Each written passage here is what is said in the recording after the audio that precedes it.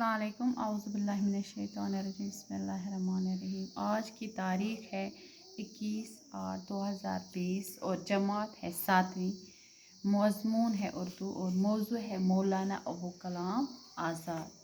है मौजू मौलाना अबू कलाम आज़ाद। अच्छा सोचता था कि सब कुछ अच्छा ही होगा, बेहद ख़यालात को दिल से दूर कर ताकि परेशान न होना पड़े। ये किसके शार है? अबू कलाम आज़ाद के। तहरीक आज़ाद के सफ़े अव्वल के नामवर मुजाहिदीन आज़ाद। हिंदुस्तान के पहले वज़ीर तालीम मौलाना अबू कलाम आज़ाद का असली नाम मेहदीन अहमद था। आप 1888 ईस्वी में मक्का में पैदा हुए। आपके वालिद अपने वक़्त के मशहूर वज़ीफ़ और आलिम दीन थे। आपकी परवरिश मज़हबी महराज वाले आलमी घराने में हुई। बचपन से ही काफ़ी ज़हीन थे। आपको मुतल्ला कुतुब का ज़बरदस्त शौक़ था।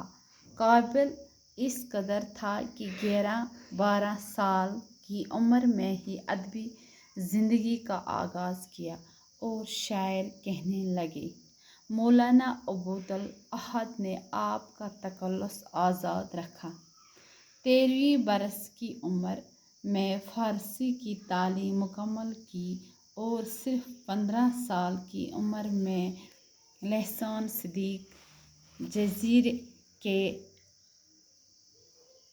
इदारत संभाली। बच्चों, आपको ये समझ में आई होगी कि ये क्या पढ़ा है मैंने मौलाना अबू कलाम आज़ाद की। ये लेसन जो थी ये किसकी थी? मौलाना अब्दुल कलाम आज़ाद की। आपको पता है ये इसका असली नाम क्या था? मेहदीन अहमद।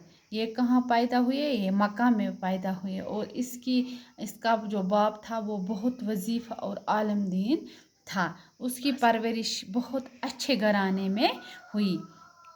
बचपन ही से इसको शौक़ था, ज़बरदस्त पढ़ने का शौक़ इसको था और शायरी करने का भी शौक़ था।